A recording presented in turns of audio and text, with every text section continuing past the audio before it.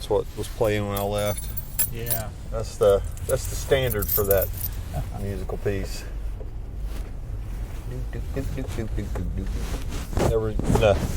Whatever they call that section. I call it the land of 1,000 dances. Oh, yeah. But, you know, all the national dances they have. The Russian dance, the Arabian dance. Yeah. I don't know your level of intimacy with that particular show. Nutcrackers? I've seen it so many times that I've seen it once or twice, but I couldn't ever quite make a whole lot out of it. It's not bad, but it's a package deliverer of some sort. yeah. They've delivered packages in our neighborhood with a U-Haul truck. Really? Yeah. It was a funny looking thing. People like to spend a lot of money on these festivities. Yeah, that's true. When I was a little kid, boy, Christmas was I just was sick over thinking of it. I was so lured by it. I mean, it was almost like an addiction. Yeah, that's exactly what it is. Couldn't hardly stand to wait for it, and of course, all it was just pure greed, just stuff I wanted to get,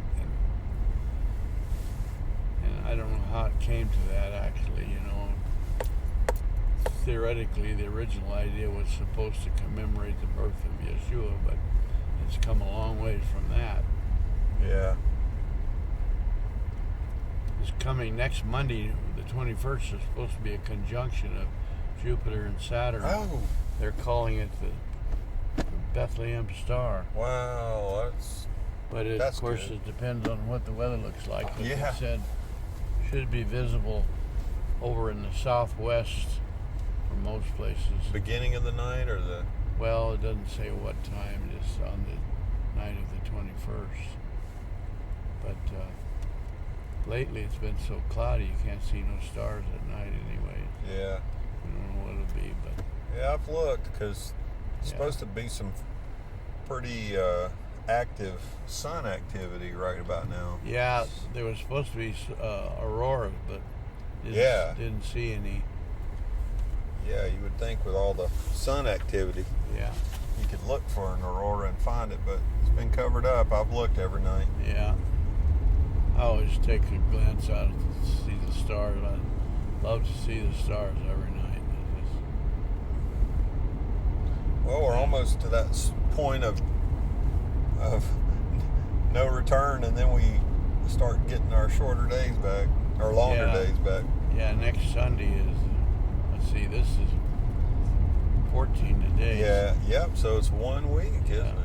Yeah, it'll be the shortest day of the year. 1 week from now. Yeah. Then we'll be evened up by by 28th. Yeah.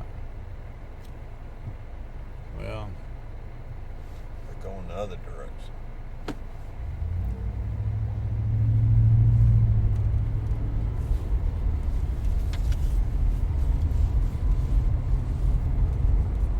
How was your week?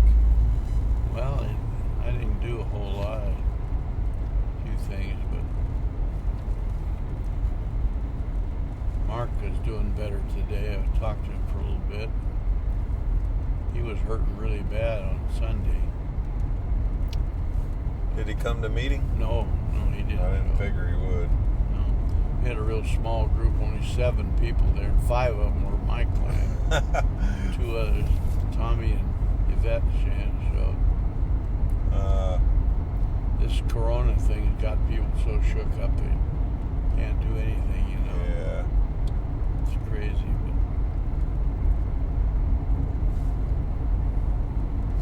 Well, the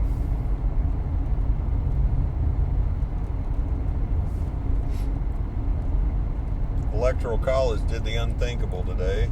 yeah, they voted to pass the Democrats through the door. Yeah, I think that's a mistake. Well, there'd be plenty of reason to be discouraged if we didn't know where the real hope is. That's right. Do you know what Psalm 24 is? Yeah. What does it start off with? The first verse, 24th Psalm. See, that's right after the 23rd. I don't know. I got my book right here. Okay. I want you to read it to me. All right. Let me get it out. If you want, you can wait till we get stopped. Suit yourself. Okay. I will wait.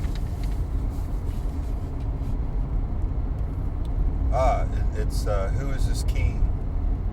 Right? I don't think that's the one I'm thinking.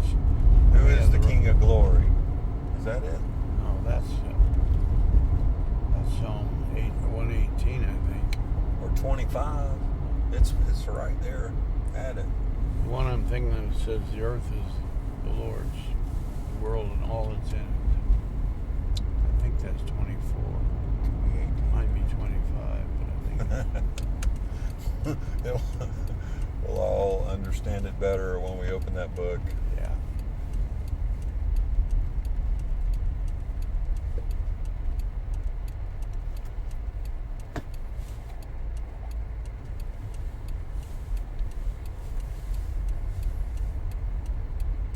We had a good study on number 13, though, even though there was just a few folks there. That's a powerful number. I just saw something on this sheet that I never thought about, but it's the middle of the Aleph Tav. Yes. Right there in the middle, huh? Yep. There's 22 regular letters in the Aleph Tav, but when they count the final versions of several, it comes out to 28. So 14 is and 13 are the middle letters. Of course, Mem is 13, and Mem means water. And of course, remember the story of the Lord talking to the Samaritan woman at the well. What did he tell her? So I've got living water. Yeah, if you were to ask me, I'd give you water, and it would be water that you'd never thirst again. So, since he says, I am the Aleph Tav, what about all the letters in between Aleph and Tav? Are they him as well? Yeah, absolutely they are. So you get to the middle letter, Mem, like right in the very middle, or we could say in the heart of the Aleph Tav is Mem. And following Mem will be Nun. What does Nun mean? I forgot what its inherent meaning is. Yeah, really means new beginnings. Means fish spawning or something like that. Starting a new life.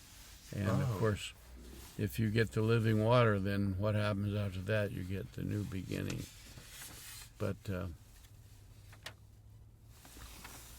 Mem also has the numerical value 40. Yeah, I saw that. You know, in Hebrew, they only have 10 numbers, 1 through 10. Yeah. And so they have no number for 11 or 12 or 13. There's no word for that. So the word for Mem, or for 13, I mean, is Shlosh Eretz, Shlosh Esrei, which literally just means a 3 and a 10. 24 Psalm, what does that start with?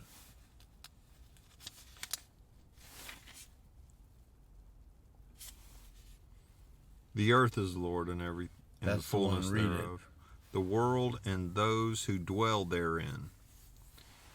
For he has founded it upon the seas and established it upon the rivers.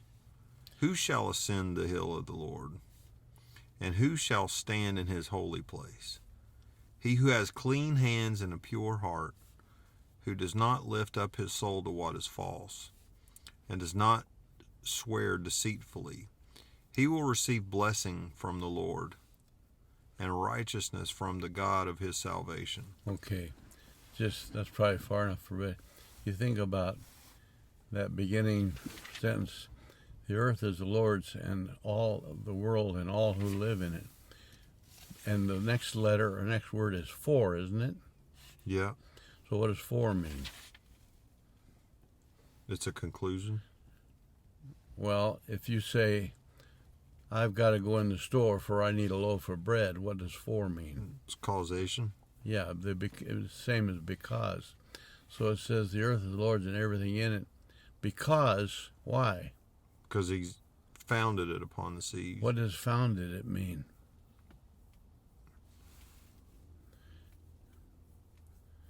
It means he started it up. Okay, and we have in a building we have what's called a foundation. What's the foundation for? It's what sets everything else on its course to be straight. It's the base for everything to Yeah. be on it. It says because he founded it. In other words, he set up the foundation for it.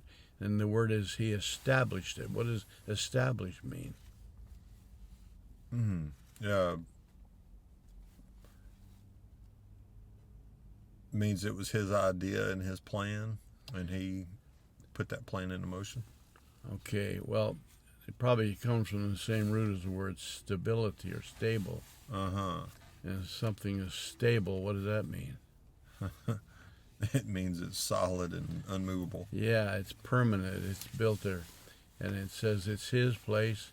And then he asks a question, who can come up to the hill of the Lord? So what's the hill of the Lord all about? Calvary? Well, he's talking about the earth that he established. So if you went to some place that the Lord has established, what would you expect to be up on a hill?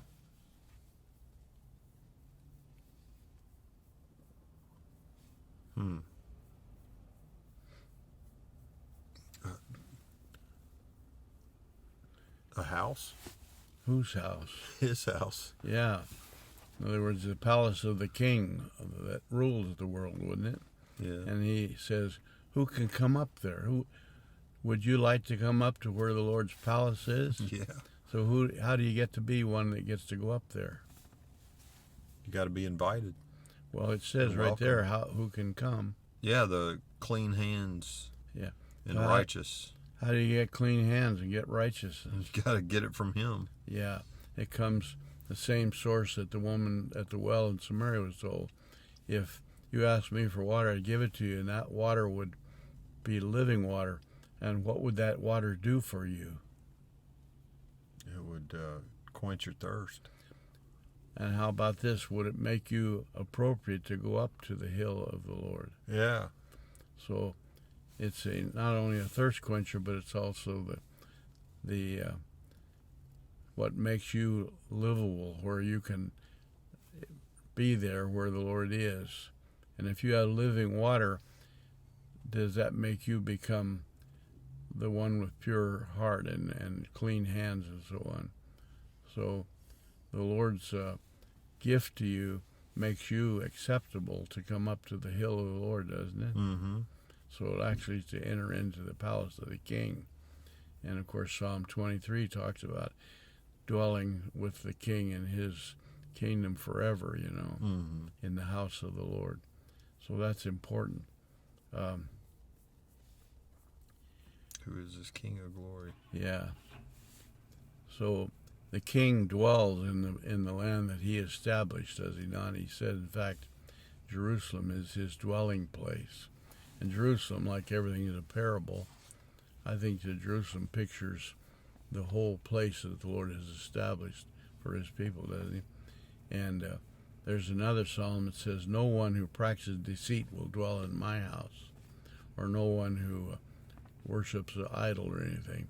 So he not only has a condition for being invited to come in, and another condition that keeps you out, doesn't he? And so if you practice deceit or you follow lies and you follow idols, you're not going to be welcome in the holy hill of the Lord. Right.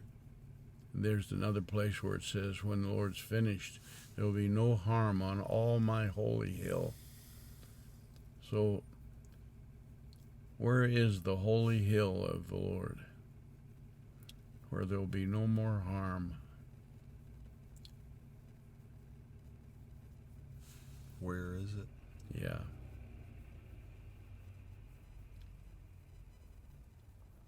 Well, where's all the harm going on right now? In the world. Yeah. So he said there'll be no more harm in all my holy hill. Holy means a place that's been Sanctified. dedicated to a certain position, isn't it? So when the Lord established the world and on the waters, said he founded and established it, did he sanctify it? Well, yeah. So what is the name of the sanctified place? Talking about Hashemim? Well, when anything is sanctified, it's holy, is it not? Yeah. So the name of the Lord's sanctified place is the Holy Hill. Oh, okay. So where's the Holy Hill? Zion? Well, you're sitting on it right now. Okay. The earth, the world that he founded. It's been sanctified. However, there's harm going on, isn't it? He said when he's done with it, there'll be no more harm. So where's all the harm going on? Where do you go to find trouble in this holy hill? Every place. Just look around. It's all over the place, isn't it? Yeah. And you turn on the news, it tells you all about the harm that's going on in the holy hill. Yeah. But he said when he's gotten done with it, there will be no more harm. So what's he going to have to do to get rid of the harm that's in the holy hill? Gonna have to shalom the place. Boy, he's got a lot of work to do, doesn't he? But thankfully, in Zechariah, it says, this may seem impossible to you, but with God, nothing is impossible. So when the Jews went in to reclaim Jerusalem in 1948, the appearance was it was impossible. There's no way they could do it. You know, and in the morning of, in the early part of 1900, there were something like 20,000 Jews that lived in the Jewish quarter of Jerusalem. And by, I think it was June 16th or something like that of 1948, there was about 1,600 of them that were living there in the morning. And then by afternoon, there was not one left. There was no one. No more Jews in the Jewish quarter. What happened to the ones that were there? They were taken. The Arabs came in and either killed them or hauled them off to prison camps. And at that point, they blew up the main synagogue in Jerusalem, and there wasn't a single building there that wasn't damaged or destroyed. And it looked like it was absolutely impossible that any Jew particularly, could ever live there again. But you go to that same area today, what do you think you see? Houses and peace.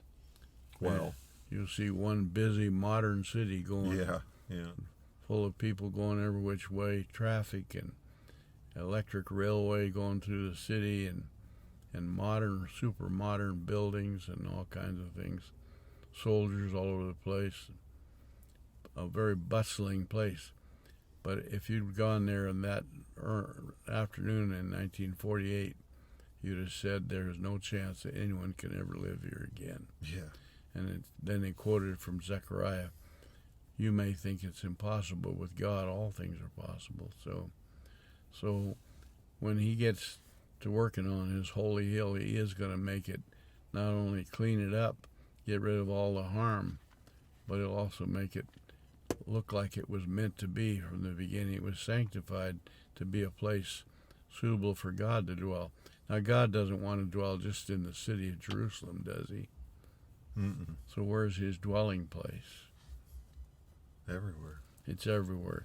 It's in the hearts of people, isn't it? Yeah. But he can't really dwell in people completely until the harm's gotten rid of. You got to get rid of all that, all the demonic influence and the evil, the continual disaster of every kind, you know, this plague that we're being threatened with all the day long everywhere, and these rules and regulations they put out for you.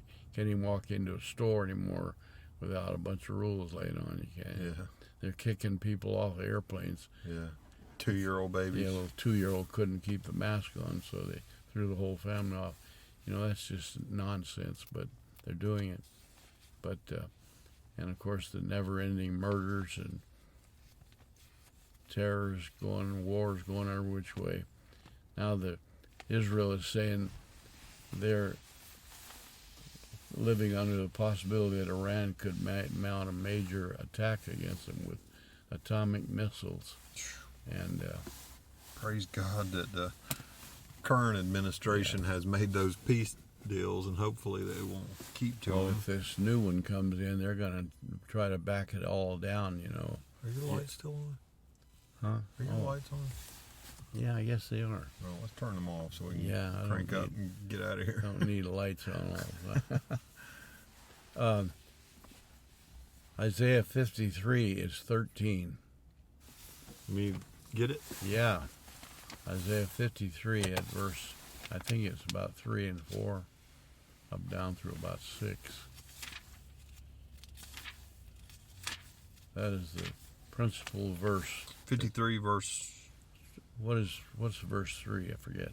3 is he was despised and rejected by men. Okay, go on. Down through about 6, I think. 6 is all we like sheep have gone astray. Read from about 4 on. Okay. Surely he has borne our griefs. That's where it goes. And carried our sorrows. Yet we esteemed him stricken, smitten by God, and afflicted. But he was pierced for our transgressions. Okay. All right. Hold it there just a minute. Okay. 13 in Hebrew is shlosh esrei, which means literally a 3 and a 10. That's what it is. That's how they say 13. 3 and 10. Mm-hmm. So 3, what's the third letter? Gimel. And what does Gimel mean?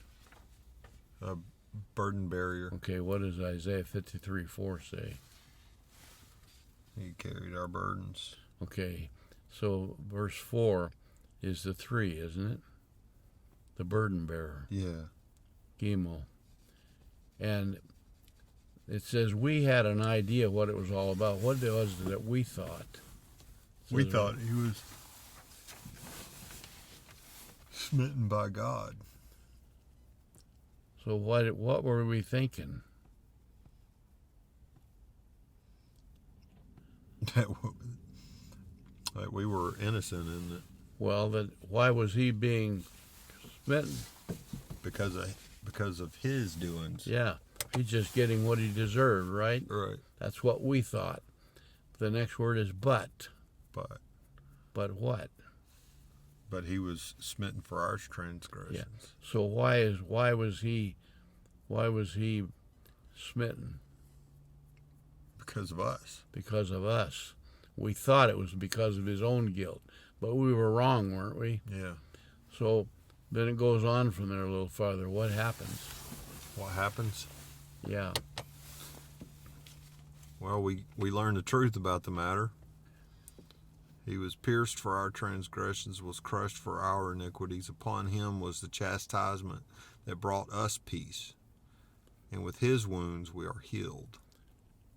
Yeah. All we like sheep have gone astray. We have turned every one to his own way, and the Lord has laid on him the iniquity of us all. Okay, how was it that our iniquities were put on him? It was something God did. God did it. And Esrei, number 10, is the Almighty ruling God. So verse 4 says he's the burden bearer. That's number 3. And the last verse said that God himself has put the sin on him. That's number 10.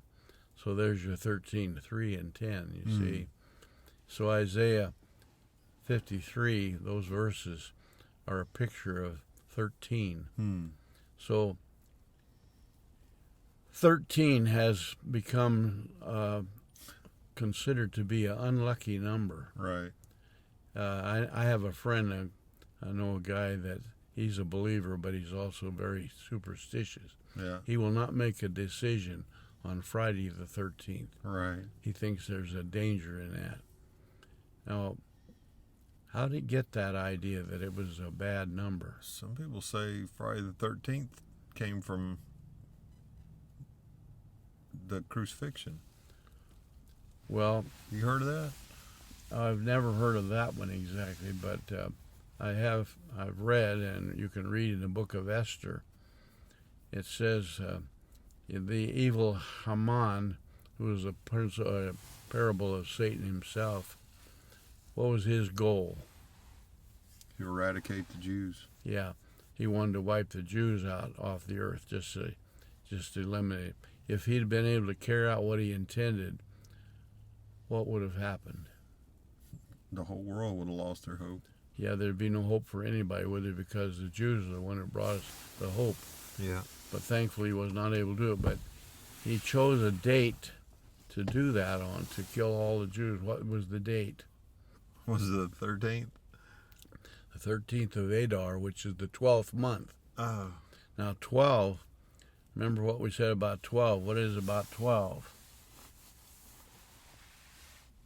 It's cold in here. Well, I got a hot cup of coffee, too. Yeah, how come we Adar. haven't had that yet? I don't know what we're waiting.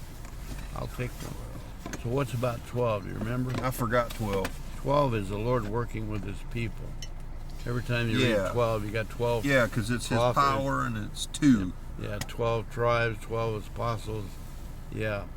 So he's working with his people. Now, Haman was working against his people, was he not? So he chose by lot the 13th of Adar, the 12th month, to kill the people. But the Lord turned it around through Mordecai, and the 13th of Adar became a day of salvation for the Lord's people, did it not? Yeah. So, Because God yeah.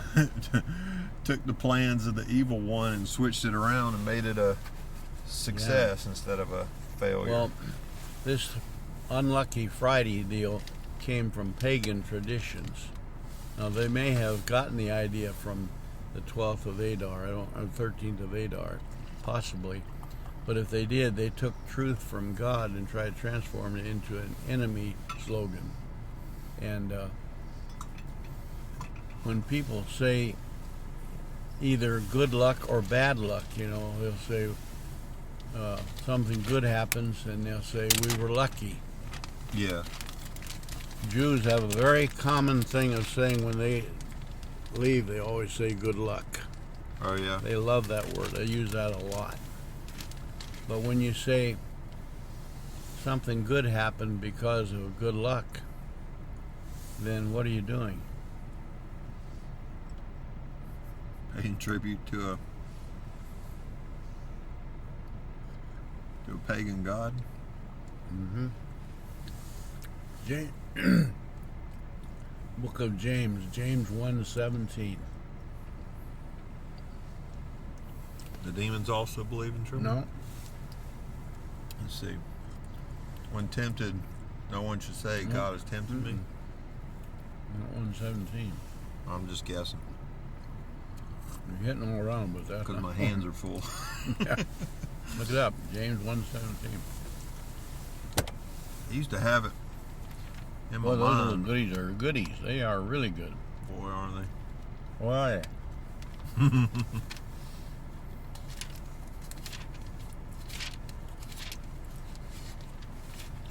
1:17.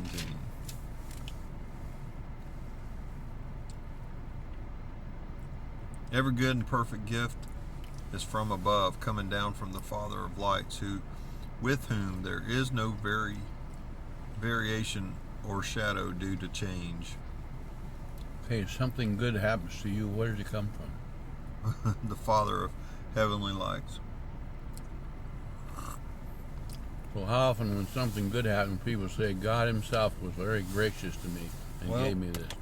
I am thankful that I had a chance to testify about that today.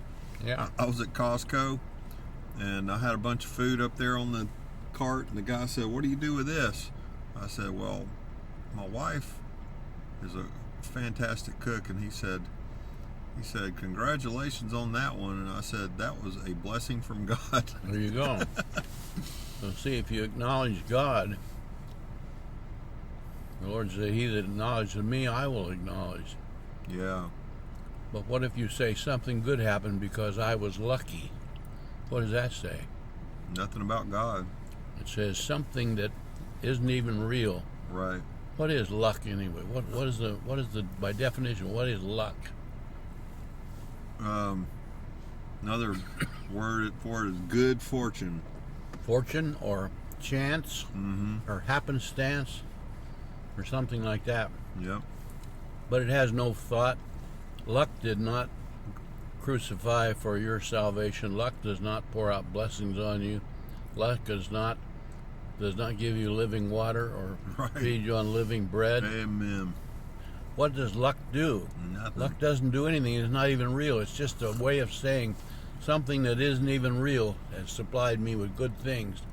So you're taking the credit that should go to God Almighty with thankfulness and giving it to a useless, nameless, dead idea. That's idolatry is what it is. Yeah. So people that say good luck are worshiping idols. Now, Yeah. one of our people at the group yesterday said, "I never thought of that," and she said, "It's going to change my whole way of living. You know, how can you overcome years of habit of saying good luck?" But Right. I said, "Well, the Lord says, to whom much is given, much is required." Now you've been given some understanding here that luck is not God. It is an idol that people bow to. So now that you've learned what that is, you just have to be responsible and say, "Okay, I got to throw that out of my vocabulary. I can't say that." So when people say good luck or bad luck, either one. You know, several years ago, about 20 years ago or more, the Catholic Church down Huffman Road fell down under the snow. Yeah, I remember that. I remember hearing about it. Yeah. Well, there was about 4 feet of snow on top. And they had about, I think they said there was something like 75 people in there doing a mass. And the priest looked up and saw the ceiling starting to buckle, and he yelled, "Get out!" And everybody just jumped up and ran out of the building. It all crashed down. Nobody got hurt. Wow. But they lost all their coats and their keys and their bags, and everything was buried under the snow, so they're standing out in the cold. Couldn't even get in their cars, so they had to bring them home. But nobody got hurt. And the priest was interviewed by a news broadcaster the next day. And you know what the priest said? He said we were lucky. We were lucky. And I thought, what a terrible thing. He lost the opportunity. He could have given acknowledgement to God, saying the merciful God saved us from death. But instead, he attributed it to good luck. I thought, I don't think, and the Jews say it all. They say the word Mazel Tov. Mazel Tov means good luck. Yeah. And I said, I'm sure they mean it well. They don't mean to be ungodly or idolatrous by it. But they're just following a vain tradition that they attribute success to this nameless or this meaningless term, luck. So I said, we need to throw that away. That's idolatry. If something good happens to you, it's because God himself is merciful to us. If something bad happens, why is that?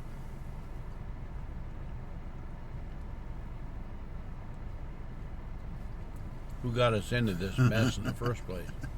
Well, we get us into the messes. God gets us out, but well, old Grandpa sometimes, Adam started it. Yeah. What did he do to get in trouble? He followed his own ways. Well, listened to the lies of Satan. And he followed Satan. He followed Satan's way, didn't he? Yeah. Satan said to him, "What do you want to let God run you around for? Well, you can be your own God." Right. And so he followed that idea, and everything went upside down. And we inherited his nature, so it's natural to us to do the same thing. But can we say, as people often do, "Well, I'm sorry, but that's just the way I am"? What does that mean? He said, my excuse is my flesh. Well, that's the way I'm made. I can't help it. That's how I am. So it's really not my fault. Right. It's just bad luck. Yeah. So the minute we say that, we're letting luck bear the penalty for our sin, are we not? Mm-hmm. Bad luck is because it's not treating me right, and therefore it's the problem. It's what's wrong with me. It's not me. And if something good happens, it's because of that luck. So can you see how that, even using that word, is just idolatry?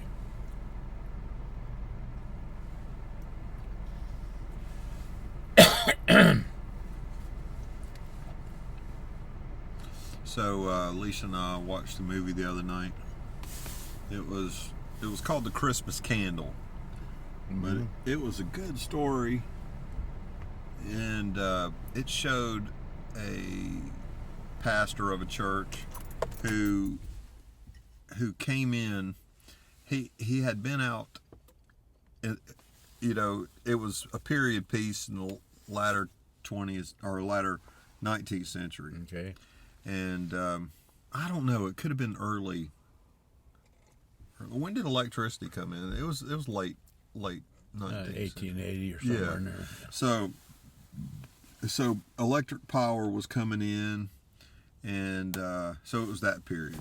And so this guy had been serving with the Salvation Army out in London, and this lady dressed in fine clothes came to see him on the street and said, "I want to call you to our church in our village." And he said, "Well, I'm not doing that anymore. I'm serving out here on the street." And she said, "Well, I think," he said, "I think that God called me to this." And she said, "Well, I think God is calling you to our village." So anyway, he reluctantly went to the village to pastor the church. And as it were, this village had this tradition where they had this miracle that had occurred with a candle maker. And the way the story was passed down was, it reminded me of, Jim, of your telling of the pool of Bethsaida. Yeah. Because only one candle. Bethesda, I'm sorry. That one candle gave a blessing to whoever had it. So what would happen during Christmas time was all these villagers would be handed out candles, and because they were all hoping that they would get the special candle, they got blessed by an angel, they would light the candle. And I'm just telling the story to give the background, but I thought the interesting part was the preacher, because he had this idea that he had prayed and God had failed him. So he thought that the only way to anything good was for him to be busy working instead of asking God to do something. Yeah. Because, he had a great loss in his life, and he had prayed for a miracle, didn't get it, and so he didn't believe in miracles anymore, is what he said. Yeah. And so it was an interesting and very complex storyline about his struggle with actually believing in God again, and believing in miracles again, and all that other stuff was just the covering on his struggle of do I do it, or does God do it, or are we just kind of mixed in here to another word for luck is chance, to chance.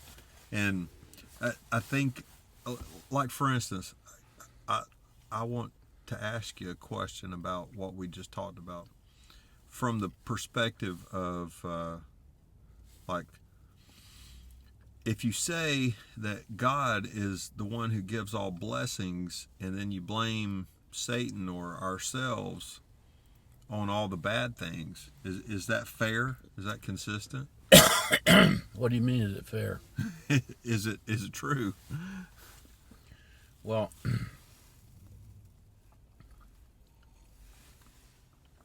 You get what I'm asking? I'm not sure I understand what you mean, is it fair? Why do you say, is it fair? Well, do you think it's a fair shake of what's true when you say, well, anything good that happens is from God, but anything bad that happens is from either Satan or man's influence of sin. Yeah. Yeah? Did you talk on that, son? Well, you're going to blame God when bad things happen? Well,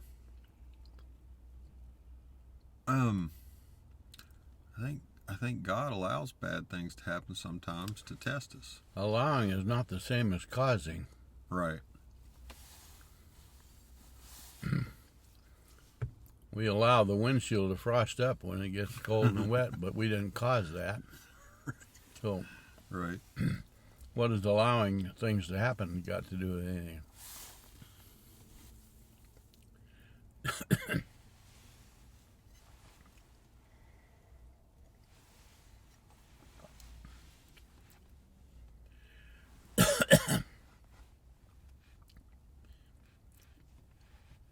Back to your question, is it fair? I don't know quite what you mean by is it fair. What is that supposed to mean?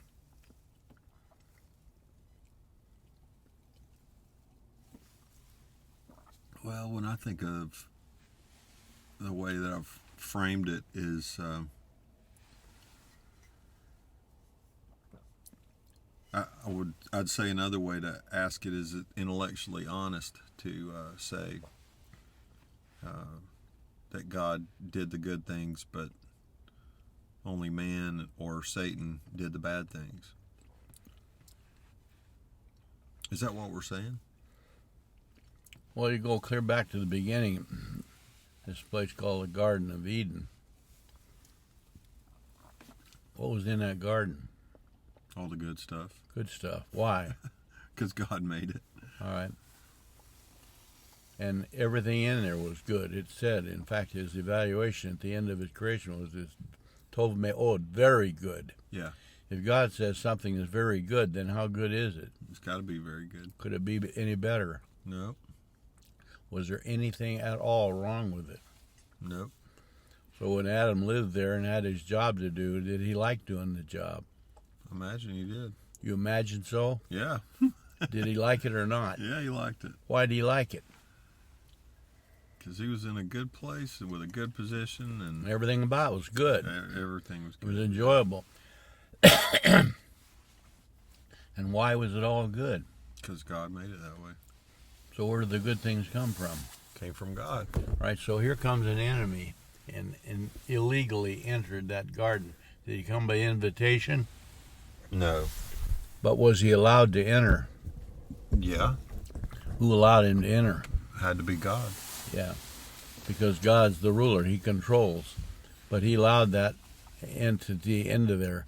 Yeah. Now, of course, Satan came with an object in mind. What does Satan want to accomplish? Steal, kill, destroy. What's his ultimate goal? To be God. He wants to be God. In order to be God, you got to destroy God, don't you? Yeah. If you're going to take his position, you got to destroy him because he won't voluntarily give it away. You'll have to kill him. Yeah. So Satan intended to do that. Now, did God know that he would do that? Yeah. Then why did he allow him to come in?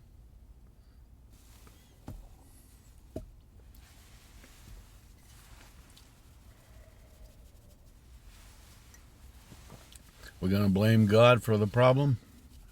No. He's the one who allowed it. He could have stopped it, couldn't he?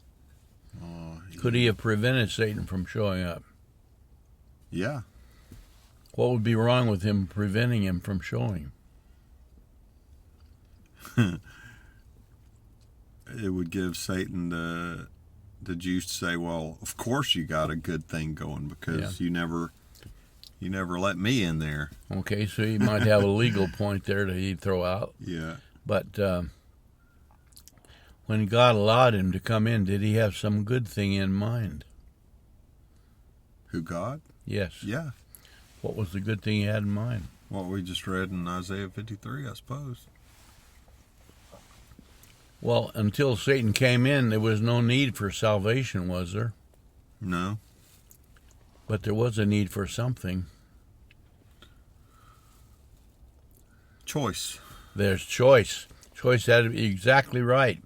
As long as everything was good and there was no harm at all, nothing, what's there to choose? Just do whatever's there and you can enjoy everything, right? Yeah. You don't have to make any choice. Just do it. It's all good. And no matter what you do, it's good, isn't it? Yeah. You're going to like what you do.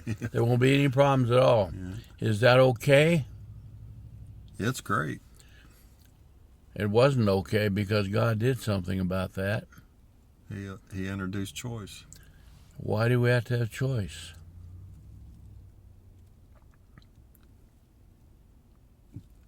Because there's a clear distinction between good and evil. Well, what is God's purpose in creating the world and all that lives in it, including the man? He loves us. So what did he want to get out of all that? What did God have in mind? He had nothing but love in mind. Yeah, but if without choice, can you have love if there's no choice? No. Love has to have a choice, doesn't it? Yeah. Because if there's no such thing as choice, then you're not loving. You're just operating like a puppet on a string. Yeah. You just jerk whenever the puppeteer pulls a string. That's all you do. Yeah. And that's not what God wanted. He wanted people who have chosen to agree with him. Yeah. How can you have choice unless you have an alternative to what is good? Yeah. So the reason for allowing the evil to come onto place is to give the man an alternate. Now, if God provides the alternate and man decides to follow the alternate, which is evil, is that God's fault? Mm-mm. He provided the alternate, but at the same time he begs you, don't go there. That's not good for you. You don't want that. That's not the right thing to do. But whenever God says anything, good or bad, what do you have to do right then? Make a choice. So you got to decide, am I going to agree with God or not? What's faith? It's agreeing with God. Just agreeing. That's all it amounts to. It doesn't mean to believe. The devil believes, but it just does not agree. So choice is the opportunity to either agree with God or not. Is that right? Right. And while you've got that paper right in front of you, down near the bottom of, I think, the second page, there's a scripture. Can you see it? That last. Which one is the second page? The one. This one? The title's at the top. This would be this one here. Down near the bottom, I think. First Chronicles 26:11 through 13. Look that one up. Okay. That's really important. It has to do with what we're talking about.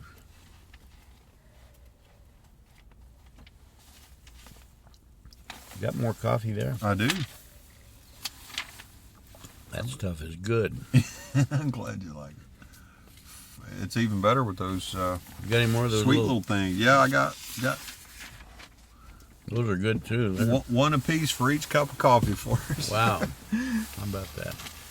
All right, so I got the scripture pulled out.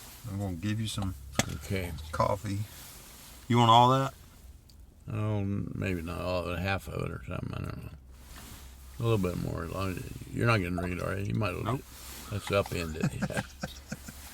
What would you do with 2 sips of cream? That's right. What is a good old coffee maker here? Yeah, sure. It stays hot for a long time. Mm-hmm. I think I got a little bit more today than I usually do, so I'm not going to short us. Okay, you got Chronicles there. I did short us. It wasn't as much as I thought it was. You gave me more than my share. Sorry about That's that. okay. That's all right. Can't take it back, can you? Okay, so I'm going to be busy reading anyway. Yeah. So I'm reading from 1 Chronicles 26:11 through 13. Yeah. 1 Chronicles 26:11 through 13. All right. Hilkiah the second, Tebaliah the third, Zechariah the fourth. All the sons and brothers of Hosa were 13. Okay. There's that number. You may read the next couple. Well, let's see. I think, no, that's far enough. Okay. Okay, now you'll see on my sheet there's definitions for those names. Yeah. Hosa. Hosa. Refuge. All right. Next one. After Hosa. Merar. And that means bitter, right? Bitter. Just like. Remember when Naomi came back after bringing Ruth with her? And Naomi, you don't remember what Naomi means?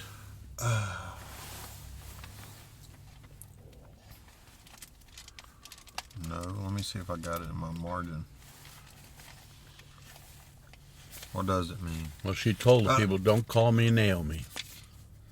That's her name, but don't call me that. I got a new name. Mara. Yeah, call me Mara. Naomi means pleasant. Ah. If you're talking to someone who's pleasant, what do you expect to find there? To be good. Somebody that's smiling and happy and glad to be around. Yeah. Said, call me Mara, and Mara means bitter. Yeah. Why would she be bitter? Because she lost her sons. And her husband, and one of her daughter-in-laws. She lost Orpah. And so her life has been really devastated, hasn't it, from normal. And she's bitter. Now, Hosa means, what does Hosa mean? Hosa means refuge. Okay. How many times you read in Psalms, the Lord is our refuge? Lots. Over and over and over it says, Israel, why are you downcast, my soul? Put your hope in God. He is our refuge. Yeah. You see that kind of thing over and over and over. All right? So, but he has a son named Bitter, doesn't he? Yeah. So what's the next son's name? Shimri. Vigilant.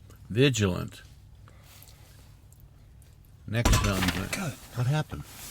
Knocked my coffee over. Oh, buddy, did it burn you? No. It was just that maker. It fell. It was a shocking noise. Had you been hit by a bomb? What was the next guy after Shimri? Hilkiah. God is my portion. Next son. Tabaliah. God is good. And then finally, Zechariah. God has remembered. okay. What has God remembered? What has God remembered? Yes.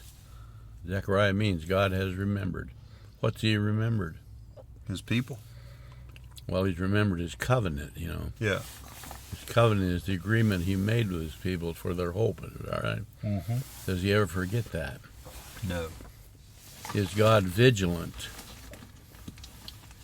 Yes. What does vigilant mean? Means he's aggressively seeking the ends to his means. There you go. Well, yeah, if someone is vigilant, for example, if a guy's on guard duty and he's vigilant, what's he doing? He's always watching. Yeah. Has to do with watching. Watching everything. The Lord says his eye is on everybody and everything, both the good and the bad. Does he see what's going on?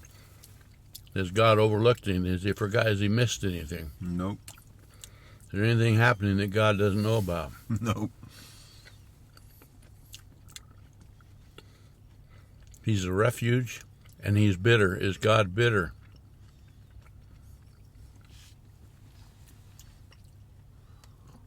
Well, Yeshua was called the man of sorrows. What's he sorrowful about? Feel sorry for himself? No, bearing all the sins of the people. He's sorrowful about the reason why we're into trouble, and sorrowful about the ones who reject him. Yeah. You think he'll ever come to a place where he says, well, I'm through being sorry about you. Too bad for you. No. How long do you think he'll be sorrowful?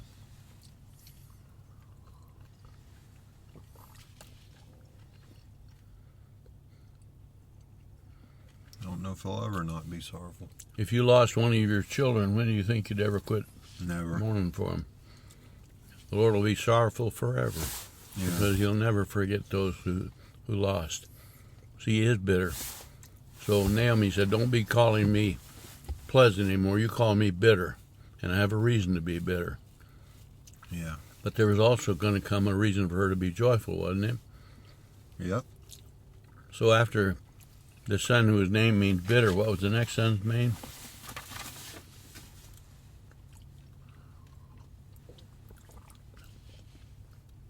Vigilant. Hmm? Vigilant. Yeah, we read that. The next one after that. Shimri, Hilkiah, God is my portion. Yeah.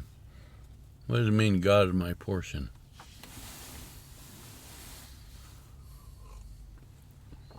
My favorite verse about that is Psalm 16. Because it says that God is my portion. He's my lot. He's my everything. He's my all. He's What's a portion? well, kind of like when the tribes were delved out their land. Dan got his portion. Well, how do you define the word portion? Dividing up Okay. the main thing into pieces. Or you could say this is your share. Yeah. In other words, if you had 10 people, each one gets a portion. Mm-hmm. Each one gets 1/10 of whatever you're going to get, right? Assuming equal division, yeah. So if God is your portion, what do you get? You get all of him. You get whatever you need. Yeah, And is it going to be adequate for whatever you need? absolutely. You know, the Psalm 23, what does it say about your portion in Psalm 23? And 23, Mm-hmm. I shall not want. All right, I won't want. There'll be nothing short, right? Right. My portion will be adequate. Also says, he's going to pour me a cup full of something, and how much do you get? It runs over. So when it runs over, then how much do you get? If you have a cup that holds a half a pint and it runs over, how much do you get? Who knows? You can't measure, can you? How can you measure what ran over? That's right. It not only filled your cup, but it was more than you could ever need. You can't even use what it got. Yeah. There's so much that's beyond your need. So your portion goes to extremes, doesn't it? Yeah. But God's your portion. So what's the next guy's name? God is good. What does good mean? Complete. Excellent. Can't be improved upon. Yeah. Yeah. How good is it? Very good. Yom Tov. Yeah. It's beyond measure, isn't it? Yeah. So, and after that, what does it say? God is remembered. He's remembered his covenant. Remember, he told Abraham. What did he tell Abraham? He said he was going to give him offspring, give him a land, and through his seed, all the nations of the earth will be How many blessed. offspring will he get? Uncountable. Yeah. Like you can't count the sand on the seashore. You can't count the stars. You won't be able to count your offspring either because there are so many. Even though when he told him that, from a human point of view, what was the chance of Abraham having even one son? It was impossible. 0. God says, with me, nothing's impossible. In fact, it'll be so great, it'll be beyond your imagination. That's what good means, isn't it? Mm-hmm. So then it goes on from there. What does it say after that? Doesn't say anything after this. Yes, it does. Where? That same verse. In the verse? Mm-hmm. I gotta pick it up again. All right, so these divisions of the gatekeepers, corresponding to their chief men, had duties just as their brothers did. Right, now you read those names we just defined. Right. What comes right after them? That is what comes after them. Mm-mm. See.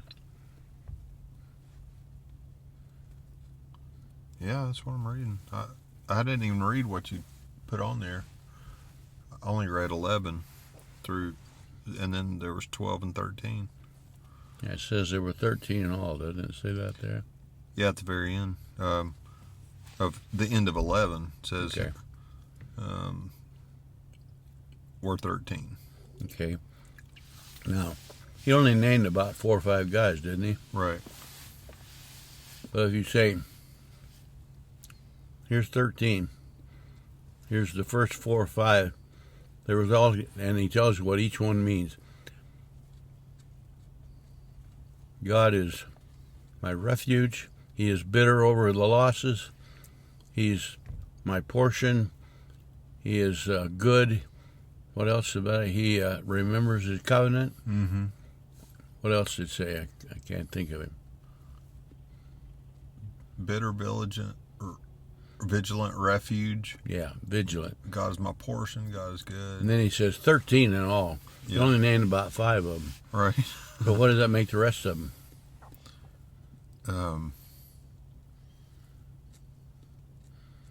I defined 4 or 5 of them for you. Yeah. But there's 13 of them. So what do you expect the rest of them to be?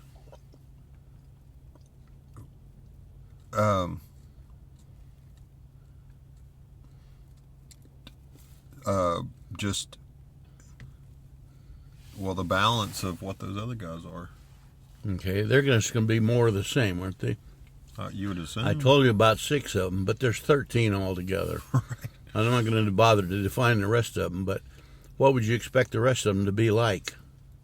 Those? Just like these guys. Mm-hmm. So all 13 of them could be pictured by those names, couldn't they? Yeah. And what is their job? They are temple keepers. Not temple keepers. Gatekeepers? Gatekeepers. The temple had walls around it, didn't they? Right. And now walls have gateways. What's a gateway? Places where you can come in and out. Okay. A gateway is a opening through the wall, isn't it? Right. And if you have a wall but there's an opening through it, then what good's the wall? Well, you got to control the opening. But if you just have a gateway, that's just an opening. Mm-hmm. Anybody can come through. The Lord did not say, I am the gateway. He said, I am the gate. I am the door. Mm-hmm. I am the gate for the sheep. What's the difference between a gateway and a gate? What's the difference between a gateway and a gate? Yes. Like 2 different Hebrew words. Well, one of them is an opening and one of them is a door. That's right. Now, a door is part of the wall, but it can be moved, can't it? A door can either be open or shut. Right.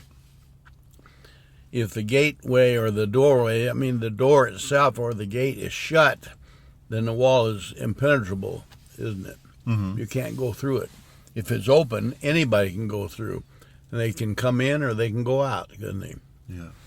Now, the Lord calls himself the door or the gate for the sheep. So, where would you expect to find a doorway and a door for the sheep? Where would you find that? Near the place where people are using sheep. I don't know. Where the sheep can get to it. You'd have to find a sheepfold, that's a pen or a corral for sheep, wouldn't you? Yeah. So you have a corral for sheep. What's the purpose of the corral? It's called a fold. What's the purpose of it? To keep sheep contained. Okay. But if you have an opening through the sheepfold, through the edge of it, the wall or the fence, the sheep can go out anytime they please, can't they? Yeah. And wolves could come in. Uh-huh. So the gateway or the gate or the door is the part of it that is adjustable. Mm-hmm. It can now when the shepherd gets up in the morning and he's going to take his sheep to feed them and water them, what does he have to do? He has to adjust the door. Well, how does he set the door? He's going to take the sheep to water. He got to open it. Got to open it, let them out. And then they follow him to where the water is or where the grass is. When it's time to put them back down for the night, brings them in, close the gate, right? Yeah. If he didn't close the gate, he'd be negligible, wouldn't he? Yeah. Because the sheep could get out or wolves could get in, or predators or somebody. But he says, I'm the gate, I'm the door, I'm the part that moves. Sometimes I let them in, sometimes I let them out, and sometimes I block it either way. But that's the shepherd's job, isn't it? Yeah. And so when he says, I am the door, what is the purpose of the door altogether? What's it for? For the good of the sheep. For the good of the sheep, exactly. It protects them. It keeps them where they are, where they should be. And it also protects them from enemies coming in, doesn't it? Mm-hmm. But there are times when it needs to be open so they can get in or so they can get out. But the whole idea of it all is that's what the shepherd's doing. So these guys, these 13 guys, were gatekeepers. Now they're in the temple. Mm-hmm. So what is the purpose of the gates at the temple? It's for the good of the worshipers. Yes. And how does that serve them? It's kind of a mark between what's the temple and what's not the temple. Well, it does Kind of exactly a the same holiness. thing that Yeah. the sheep gate does, doesn't it? Yeah. It lets the people come in when they need to come in, lets them go out when they need to go. It keeps enemies out, doesn't it? Yeah. And so the gatekeeper's job is that an important job. Yeah. The Lord said, I'm the gatekeeper. And those 13 are a picture of who the Lord is, aren't they? Mm-hmm. So what, by the definition, what is the gatekeeper? You just read what they all are. They're the 13 sons. And what are they? They're a refuge. They're the refuge. Well, a refuge. What's a refuge anyway? A safe place. Safe place. Okay. So the sheep are safe because of the gatekeeper, aren't they? Yeah. And not only is he the refuge, what else is he?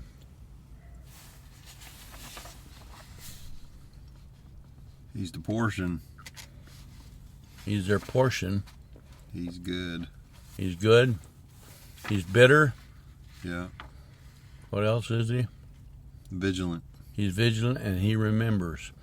Now, when he remembers his covenant, what's he really remembering?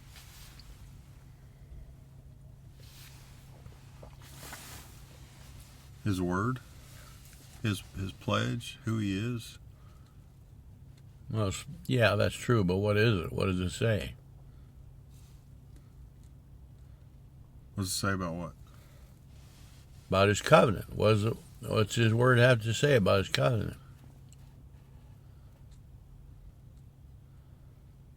You know, a covenant. He'll keep it. He'll keep it forever. Well, you can have a covenant. You can buy a car and sign a contract or something. A contract means nothing unless something's written on it. What's written on a contract? The terms. The terms. When God remembers his covenant, what's he remembering? The terms of his covenant. And what are the terms? All those other things. That he's going to be their refuge and protector. Yeah. And he remembers that. Yeah. So when something comes up, you need safety.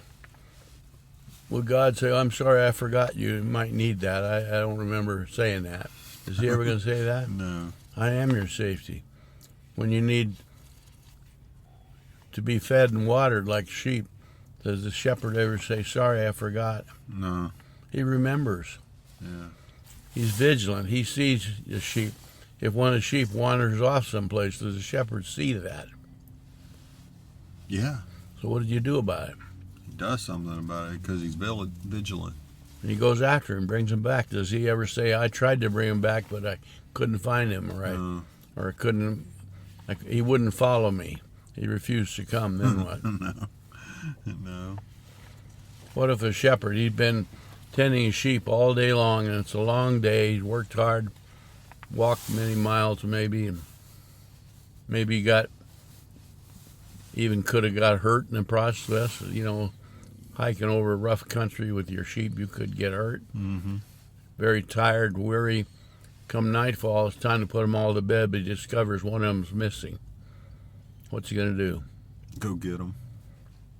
What if he has to hunt around all night long looking for that sheep? Would he do it? Yeah. And he finally finds a sheep, and the sheep give him a hard time. He kicks and bucks and bites at him and refuses to come. What's the shepherd going to do?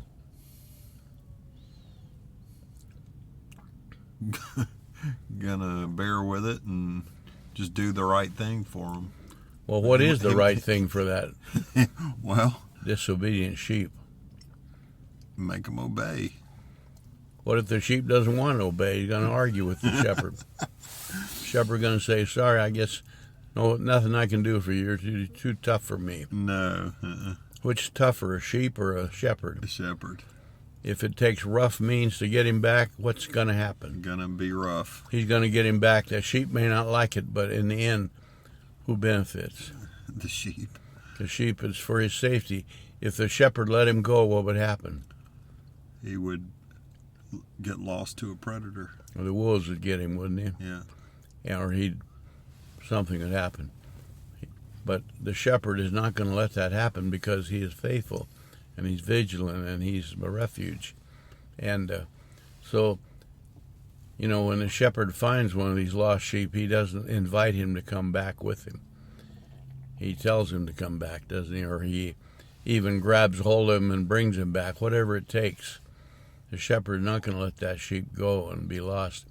When there's a place where it says the Lord reports in to the Father at the end of his operation, he says, here I am and all that you give me, and of all that you give me, I haven't even lost one. Did that mean that none of them ever tried to get away? No. Because they try. They do try. Have we ever tried to get away from God? Oh, yeah. But thankfully the shepherd doesn't let that happen, does he? That's right. Because he's dependable and reliable. Yeah. So, those 13 gatekeepers, by their name, they tell us a lot about who the Lord is. The Lord says, I'm the gatekeeper.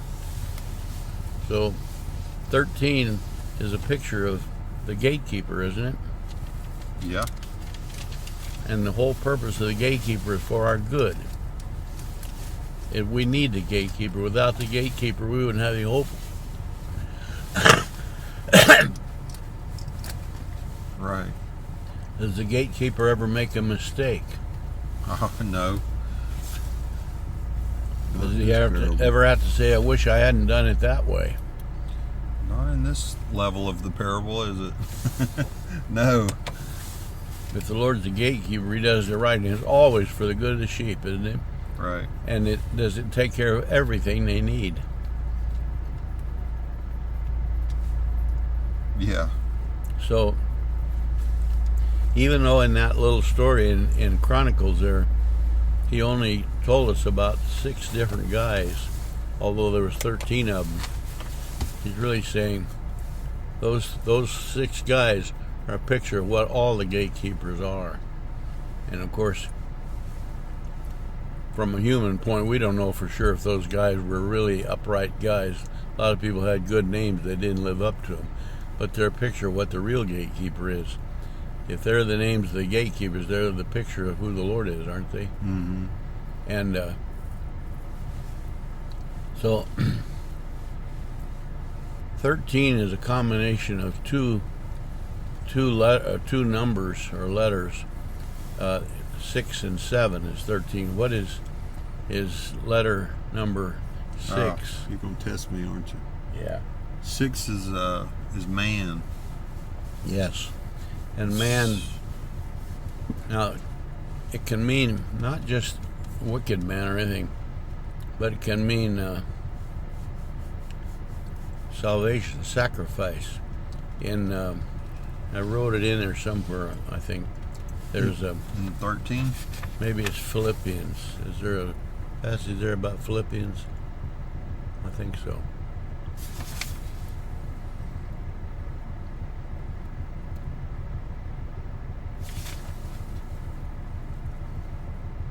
Oh yeah, Philippians 2:7. What does that say? Let me look at.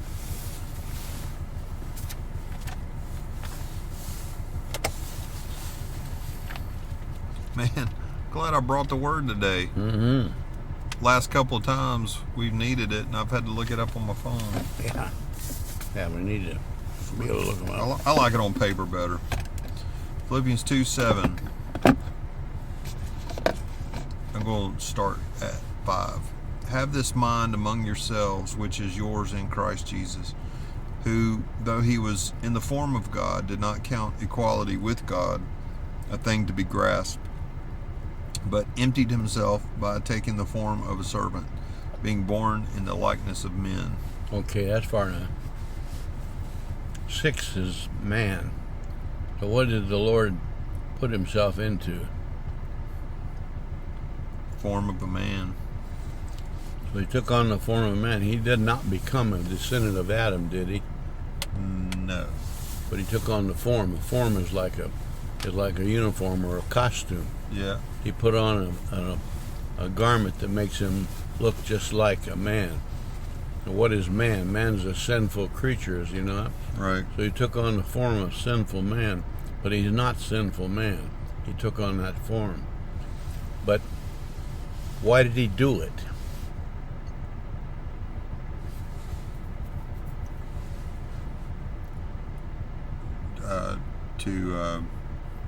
To relate to sinful man. Well, that's what the result was, but why? Why did he do it? Because he loved us. Because he loves them. That's what the Lord told Nicodemus, when God so loved the world that he took on the form of sinful man. All right? So you take 6 as sinful man. The Lord took on that form. Why? What motivated him to do it? We know it was love, but whose love? God's love. Yeah. Number 7 is a picture of the perfect God, is it not? Yeah. So the perfect number 7 combined with number 6 produce salvation. So what's 6 and 7? 13. 13. So 13 is another number for salvation, isn't it? Okay. So now the number mem is 40. Yeah. What do you see about 40? Well, that's the number of testing. Yeah. 40 can mean judgment, can it not? Yeah. Yeah.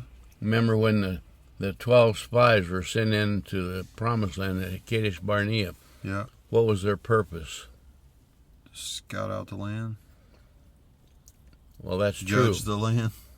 It wasn't to judge the land, it was to judge God. The Lord told him, go in and see if what I'm telling you is true. Yeah. So we're going to go for 40 days. They tested, they scoured the land for 40 days to find out if you could believe God or not. And would they come back with a report? Well, 2 of them said that, yeah, we can believe God. Well, all 12 of them said exactly the same definition of the land. It is a land, just like God said, flowing with milk and honey.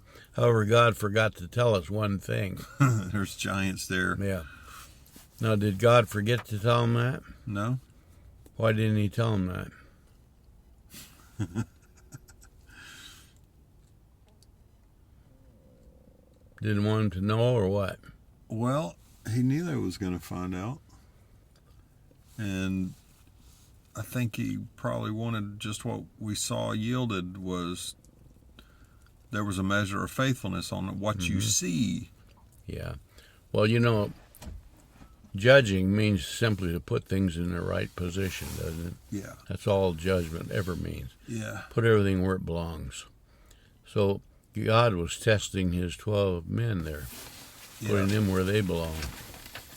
They were testing God. God said, you tested me, now I'm going to test you. How long did they spend traveling around the wilderness? 40 years. 40 a year years. For a day. So I'm going to test the whole nation of Israel for 40 days. 40 years, I mean. And what happened in those 40 years?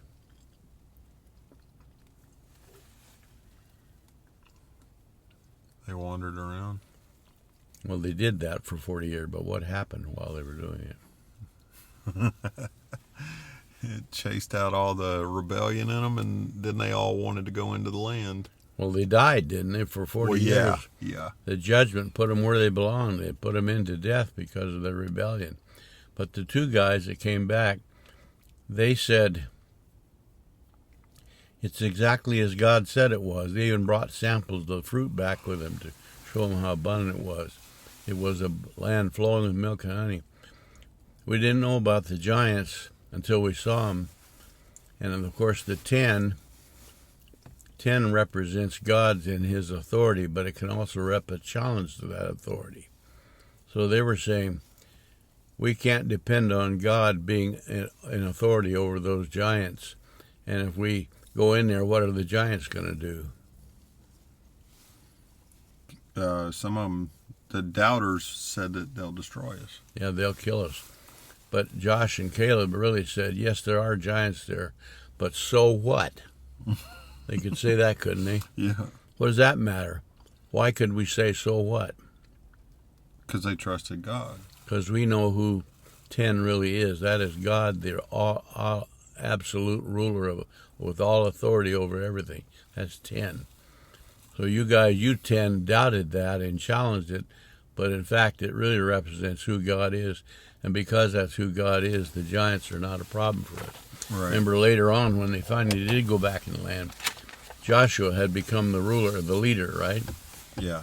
And so Caleb went to Joshua and said to him, I'd like to go back to where those giants were. Remember, we saw them. How old was Caleb when he said that? Is he 80? 80, twice 40, right? Yeah. If 40 represents judgment, twice 40 means to really put judgment where it goes, doesn't it? He said, I want to go back to those giants. And he said, my strength now is just the same as it was back then. Now, he's 80 years old. If you looked at him, would you think he looks like a giant killer? No. What's he look like? 80-year-old. Looks kind of like me, can hardly walk, without stumbling. But he said, I want to go back to those giants. Did he want to go back and kill giants? He wanted to see what God would do. That's right. He said, my strength is the same now as it was back then. What was his strength back when he was 40 years old? His faith. Yeah, it was the Lord. It was God himself was my strength. He was the same refuge. now. It has nothing to do with my physical ability to do anything. He's not a giant killer. I can't kill giants. I don't intend to. But I want to see God work because I know that was my strength then. If any giants were going to be conquered back when he was 40 years old, who would do it? The Lord. If the Lord did not conquer the giants, what would the giants do? Destroy us. They'd have killed all of us people. So the strength is just the same, and I want to go back there and see it. So he did get to go back there. But that was twice 40. See, he's saying God is not only able to judge, but he's doubly able to do it. And he expected him to do it. So some other 40s. Remember, how old was Moses when he left Egypt? 40. What did he do for the next 40 years? He was a shepherd in Midian. Herd sheep for 40 years. Yeah. And for the next 40 years? He led the people in the wilderness. Yeah, until he finally died on the Abarim Mountains and looking over into the land. So 3 times 40 was Moses' age, wasn't he? 3 40-year periods. When he left Egypt, his relationship to Egypt came to an end, did it not? Yeah. For the next 40 years, he's learning what it's like to be a shepherd. Yeah. And then finally, at the third 40 years, he goes back to Egypt and demands the release of his people. And for those 40 years, he leads them following the pillar of fire in the day and the cloud, or cloud in the day and pillar of fire at night, which is God himself, is he not? Yeah. So those 3 40-year periods are God putting a judgment on everything that had to be, So that's 40 there. And we see several places where there's 40. And so every time you read 40, you're looking at God making judgments over things, or people even judging God, and or testing, you might say. When you're going to make a judgment about something, sometimes it requires a test, doesn't it? Yeah. If you want to test a battery, you put a tester on it, and then you make a judgment based on how the test comes out, right? Either it's a reusable or it's a throwaway or whatever, So we see all those things in that number 40, and that's the letter Mem. So That's of course, if Mem means living water or water in general, what does water do?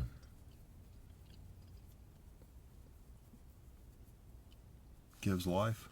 Yeah, it's the very essence of life. Is it? Yeah. In the literal physical sense, it provides life for our physical body.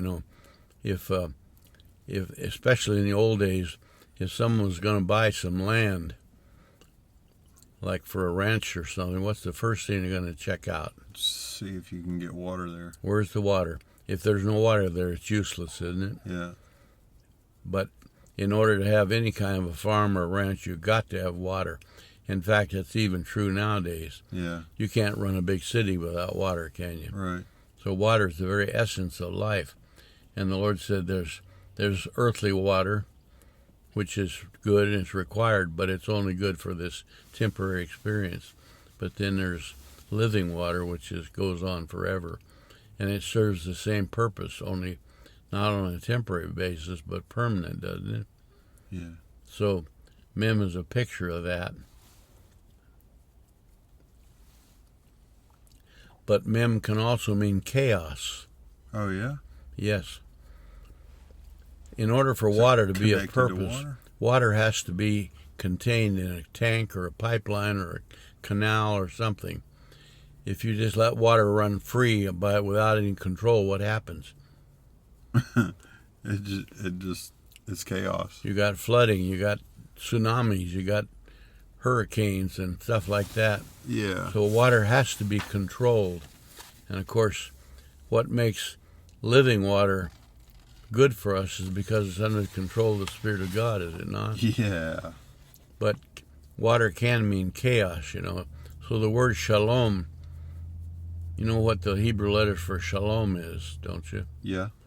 Shin, Lamed, Mem. Aleph, Mem. And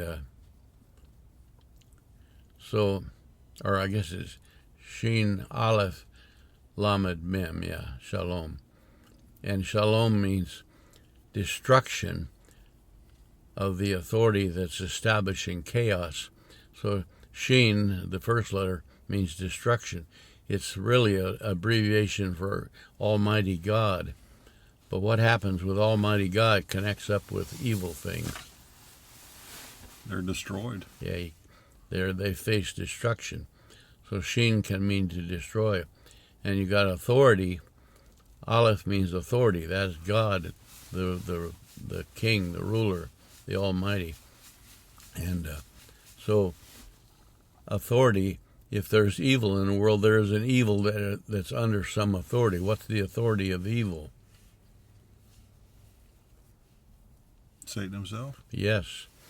And then, of course, you got Lamed, which means control or to rule or to establish. Lamed is a shepherd's staff. Yeah. The purpose of the shepherd's staff is to control the sheep. And so you have destruction of the authority that's controlling or causing the chaos, which is Mem. So, of course, and that translates out to shalom. Now, when we say the word shalom, what do we mean by that? Peace. Peace. Well, how can peace be spelled destruction of the authority that's causing the chaos? But you think about that, when... Brings about a cessation of the chaos. Yeah. We have in our physical world ruled by the politics and military powers of the world, which are really just the useless efforts of people. They have peace negotiations all the time. What do they do in a peace negotiation? Argue? They argue about what we're going to do to get peace. Yeah. But while we have peace and the negotiation going on, we have what's called a ceasefire. Yeah. So what's a ceasefire? It's where they don't shoot. They stop shooting. So everybody stopped shooting, and we sat down at the table and argued about how to get peace. But while we're arguing about how to getting peace, what's our sources back home doing? Well, polishing their guns and getting them ready. They're stocking up on more weapons, aren't they? Yeah. Building up the stockpile, so for the next go-round. Yeah. So even though we have a peace negotiation going on, all we're doing is preparing for more war, aren't we? Yeah. And that's exactly what you see going right now. Yeah. And, you got these world all over the place doing all these negotiations.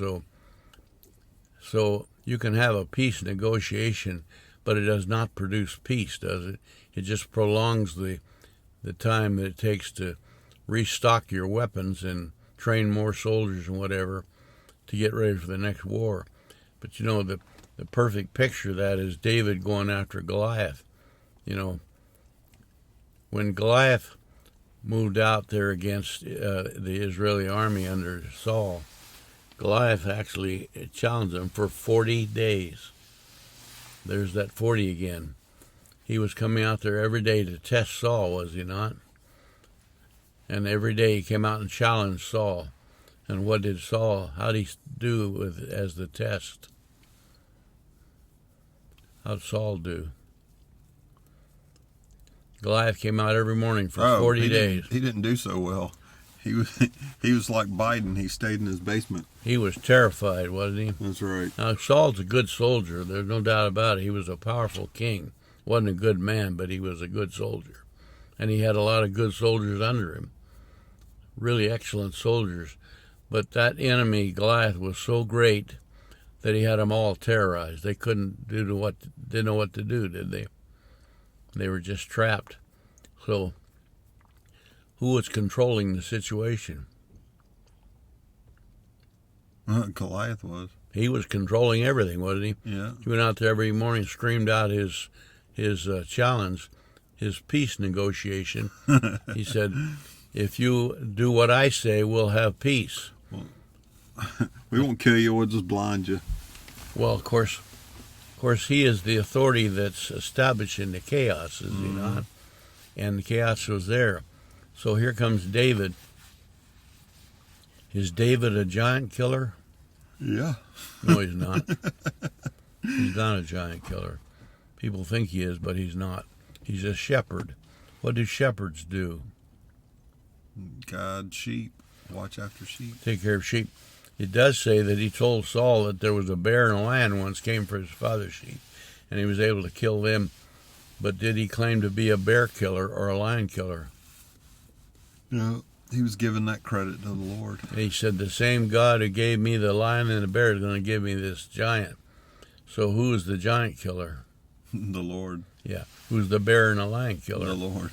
So David just said, I'll go out there, but it'll be God who does it. In fact, when he went out and met Goliath, he screamed at him. Goliath was insulted, was he not?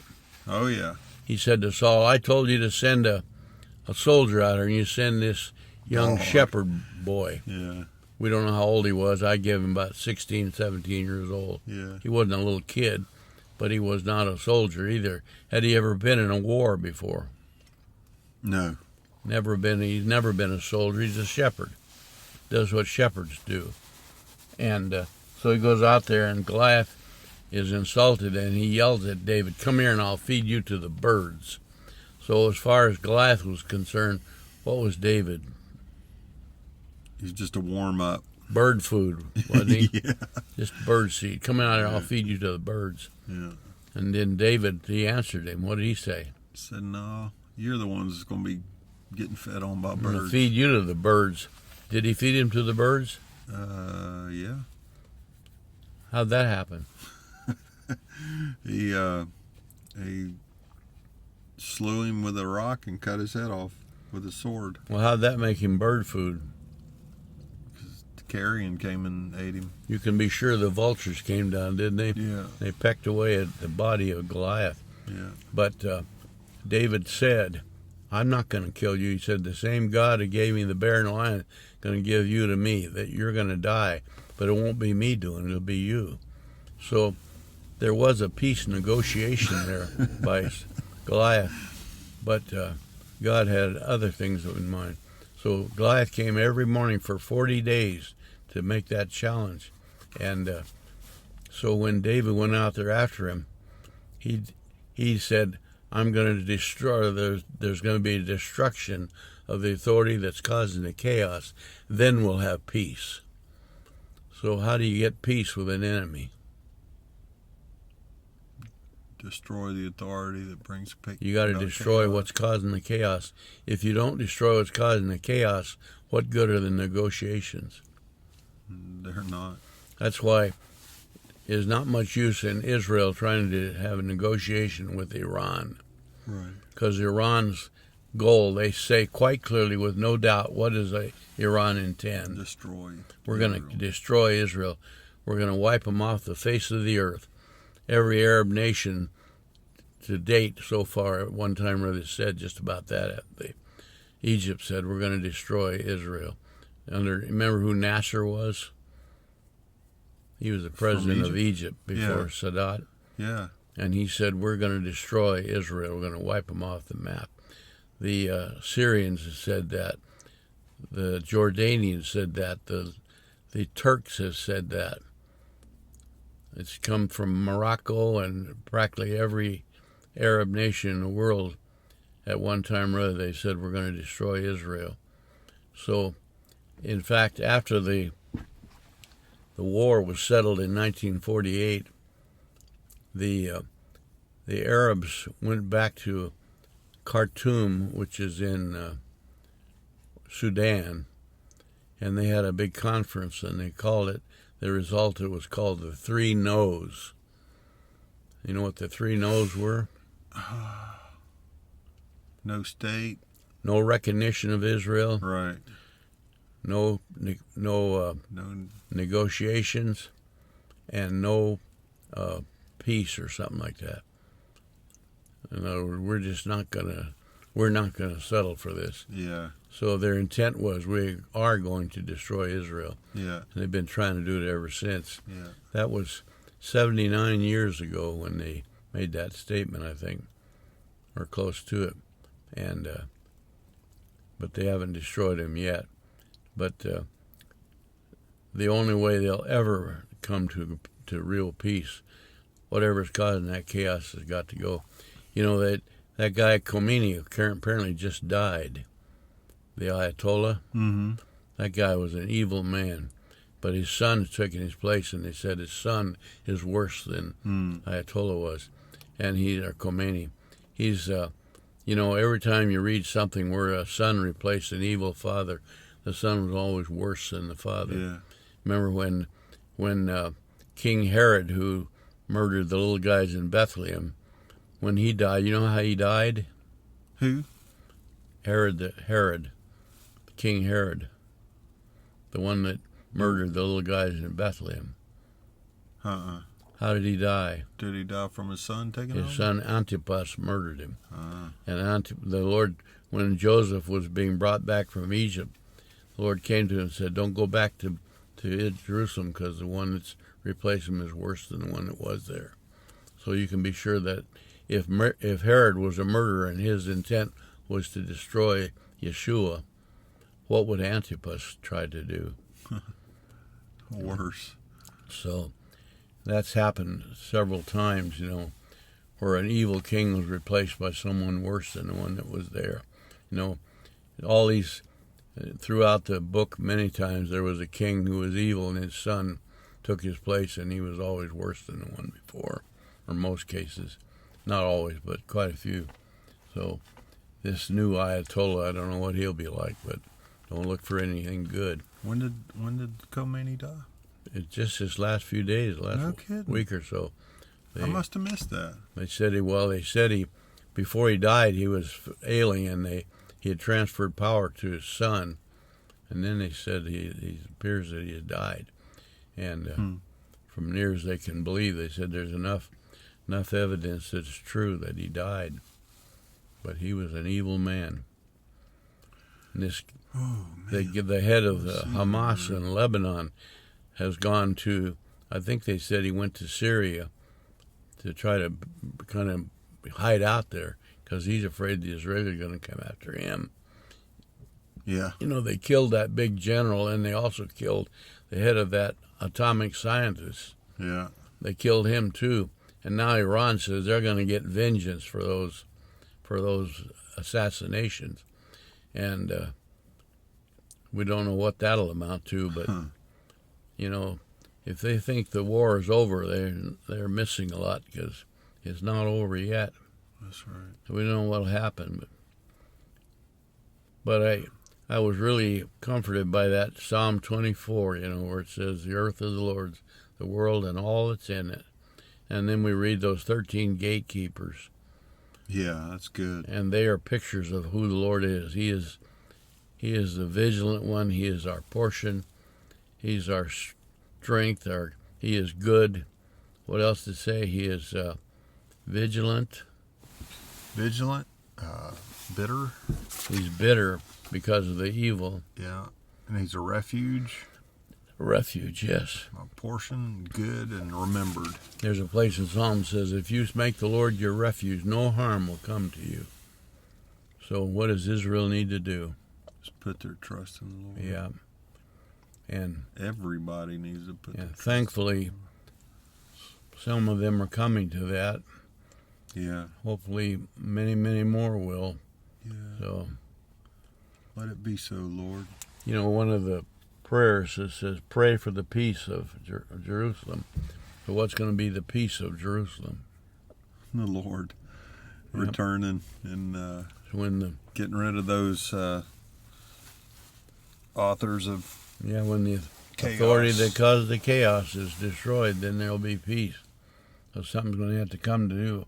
When the Lord says there'll be no harm, no more harm in all my holy mountain, where does the harm come from? All those people who are pushing chaos. Yes. And how's he going to stop that? I don't know. You're going to negotiate it away? No. You got to destroy them. Destroy them, yeah. And I don't know how it'll come about, but it will. You know, one of the ones, king that attacked Hezekiah, his name was Sennacherib. Yeah. And he came to Jerusalem with his something like 185,000 soldiers. And they came up there with intent to siege Jerusalem. And he sent his field commander into Hezekiah with a notice. Remember that one? Yeah. And he sent him a letter, actually. And in the letter it stated that he intended to take Jerusalem. Yeah. And he said he had already taken several other cities, and none of their gods were able to save them. And he said, your God's not going to save you either. Yeah. So what did Hezekiah do about it? Take it to the Lord. He didn't even bother to notify his army. Yeah. He just went straight to the temple and laid that letter out before the Lord on the altar in the temple and said, Lord, look what he's doing. And so what did the Lord have to say? Yeah, I'll take care of this. Said, don't be afraid. He will not enter this city. And so then a message came to Sennacherib that he had it says bad news came from back where he came from. Don't know what the bad news was, but something came. So he went back and he left notice to Hezekiah, I'm going back, but I like in MacArthur, I shall return. Yeah. Only he never did, because what happened when he got home? His sons killed him. His own sons destroyed the authority that was causing the chaos. Yeah. And what did Hezekiah have to do? Just handed it off to God. That's all he did, didn't he? Yeah. And yet that accomplished it. He never laid a finger on Sennacherib. I don't know if he ever even saw him. It doesn't matter. What had appeared to be a terrible threat turned out to be nothing, didn't it? Yeah. And so we don't know what'll happen. You know, this election's fall. It looks like it's, from a human point of view, it's pretty hopeless, doesn't it? Yeah. But You know, in Zechariah, about chapter 8 or 9, I think it says, does it seem like it's beyond possibility? It says, Yeah. it may seem impossible. To God, nothing is impossible. So we don't know what could happen. Something may happen, but or it may go ahead and turn America into a socialist, communist country. Yeah. We don't know. Or worse. If that, Kamala Harris gets in there, boy, isn't she a terror. Yeah. It's just sickening to think what she'll come up with. And that squad, all those phony women that support all that stuff, if they had their way, they would literally destroy every right thing there is in the country. Yeah, they would. And they may. I don't know. Well, I think something that it's proven is, they've done nothing but prove that they can steal an election if they want to. Oh, yeah. And dethrone people by lying. But even all these judges, these Supreme Court judges, have all just fallen down under the threat. They're afraid to do anything. Even the Supreme Court has refused to hear these things. They keep saying there's no evidence of any fraud. Yeah, that's not true. 10 tons of evidence, but they can't see it. A friend of mine who's a lawyer up in the valley. Yeah. He posted a website. It's called here'stheproof.com. Yeah. And it is a sprawling batch of evidence of fraud, of voter fraud. And, Jim, it's really, all you can do is shake your head and just think it says how Satan has blinded their eyes. They just can't even, they can look a red light right in the eye and not even see it, And, like I heard, what's his face? One of the old Bill O'Reilly. I heard him saying the other day. He was fired up about it, which he often is. But he was saying, shouldn't Biden and them want the election to be free from all guilt? Of any kind of wrongdoing? If so, let's investigate this thing. But nope, not going to happen. They just want that power. They've been faking it for a long time, man. They want that authority. Yeah. The only way to end it is destroy the authority that's causing the chaos. Yeah. But it's not without hope, though. I'm grateful that it's clear that our hope is not in the government. Yeah. Or in anything, or any politician, or anything but the Lord. Yeah. Well, I just saw in that 13 and 40 and Mem the picture of God in control and ruling and the authority. And the only way that the authority could ultimately win is to destroy God. They would have to destroy God. And that ain't going to happen. And they even tried to do that, Yeah. I just read, I think it was yesterday's news, some guy pulled down a Hanukkah menorah, tore it down, and said the Jews need to be in their graves, Where'd that happen? I think it was in New Jersey or somewhere, one of the synagogues. They had a menorah up, and this guy knocked it down and left a note, something to the effect that the Jews need to be in their graves. So that evil power is still operating around, and but thankfully God saw that too and is not afraid. God is never afraid about anything, never worried, So he says he's not worried. Why should we worry? So don't be afraid. Yep. It's kind of tough not to be afraid sometimes, or at least worry, because we don't want that stuff to happen. But I'm not so sure that America has any guarantee that it won't happen. No. When they have so largely the laws of the country have been so twisted out of place, when we allow all this abortion and all this transgender stuff and everything, and all these evil things going on, what right does America have to claim that we can demand God protect us? That's right. And when they tear down things like anything that even resembles a reference to God, or tell the schools you can't tell your students about God or anything, and you can't pray in a public place. The government can't pronounce anything related to God, and then expect God to protect the country. Exactly. Why should he? It's like he's a refuge, but he's a refuge on his terms. Yeah. And you know, I completely agree with what you're saying, and like your definition of what is faith. Faith is agreeing on his terms, not our terms. And he says, who may ascend the holy mountain? The one who has clean hands and pure heart. And when they vote for abortion and all this kind of you stuff, don't have clean hands. and they have no access to the place where God dwells. So to walk up there and demand that God do something to save us, God could say, why should I? Exactly. Yeah. And we would have to agree with him. But, you know, it's like Abraham when he prayed for Sodom. You know, the only man there that belonged to God was Lot. Lot wasn't exactly a good guy either, but he was a man who was God's man. In fact, later on he's referred to as just Lot. Yeah. Just means one who is righteous. But God,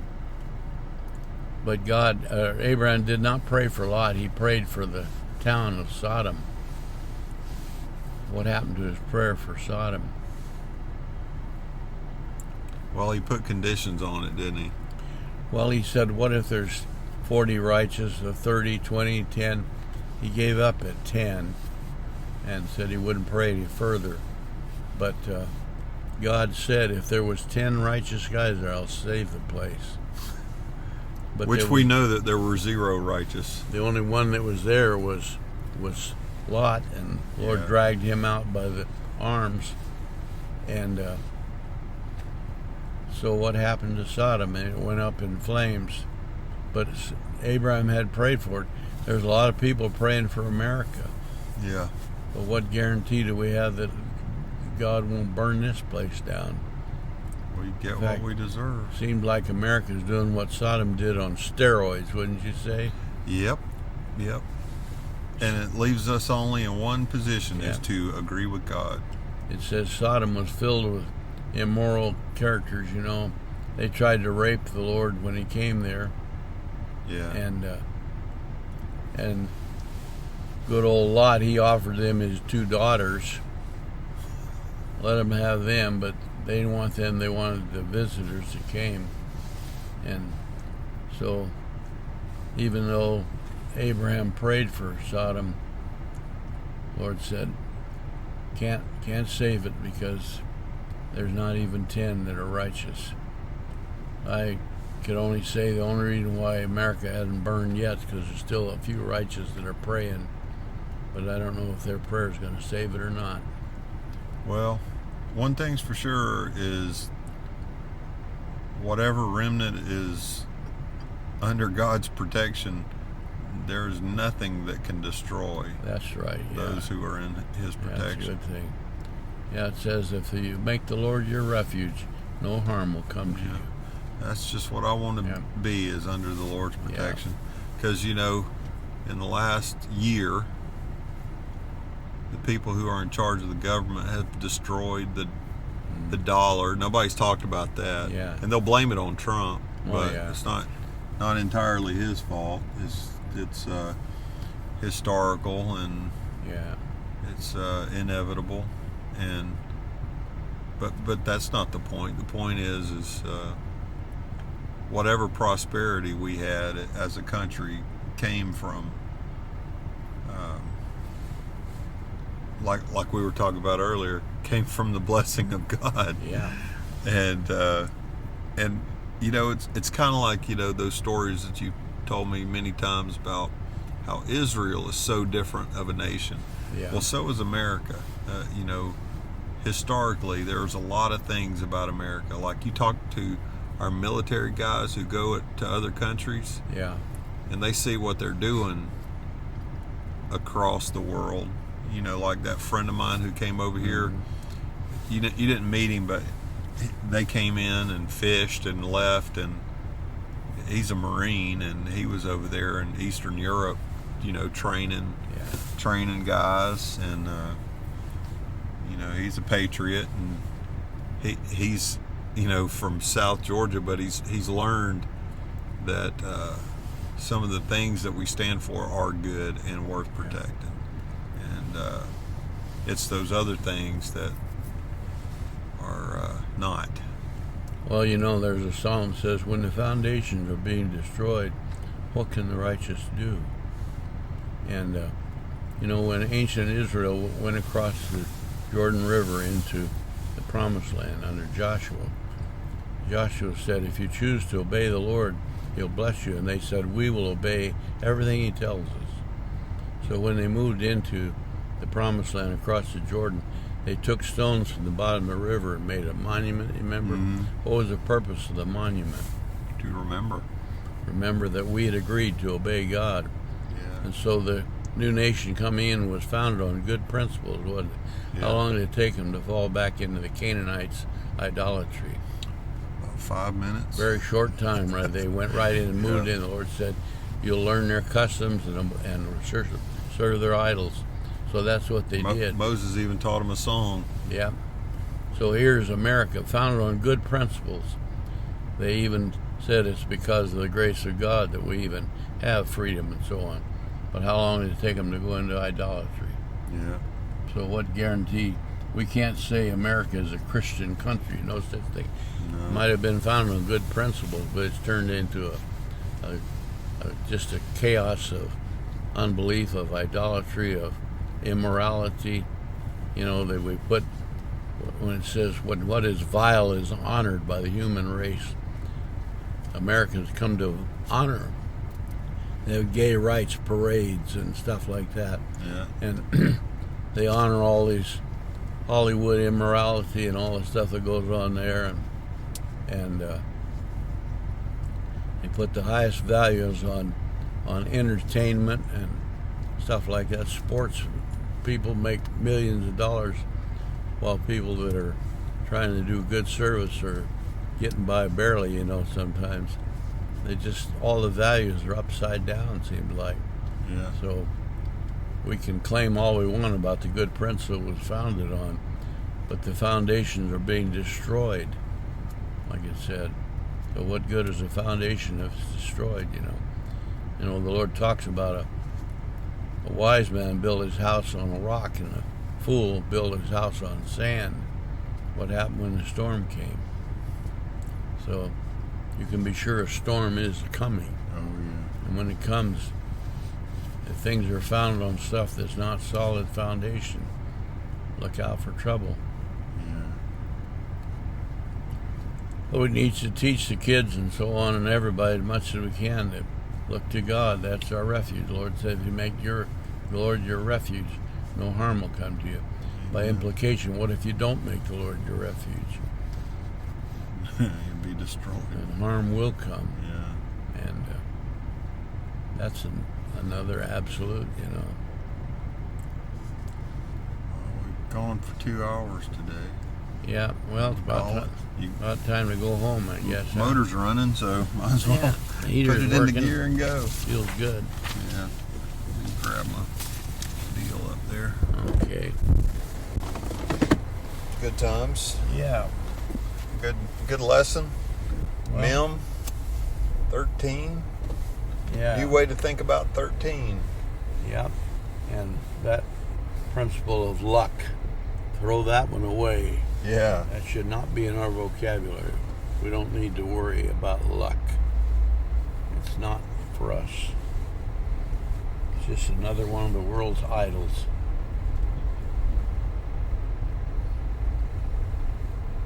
Our salvation is based on the truth of God, not on what's lucky.